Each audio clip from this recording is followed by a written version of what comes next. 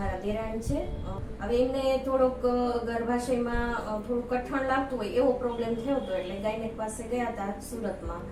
તો સોનોગ્રાફીમાં એવું રિપોર્ટમાં આવ્યું કે બહુ મોટી ગાંઠ ગર્ભાશયમાં છે ફાઇબ્રોઇડની.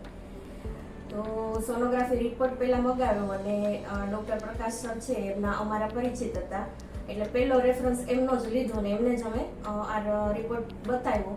તો સરે કીધું કે થોડુંક ક્રિટિકલ તો છે, પણ છતાંય કે ઓપરેશન થઈ જશે, તમે અહીંયા બોલાવી લો.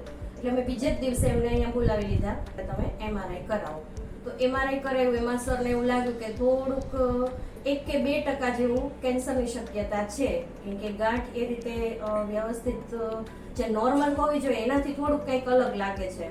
બીજા દિવસે સરસ રીતે ઓપરેશન પણ થઈ ગયું અને ગાંઠ પણ બહુ એવી રીતે હતી કે જેના લીધે એક ઓવરી પણ કાઢવી પડી.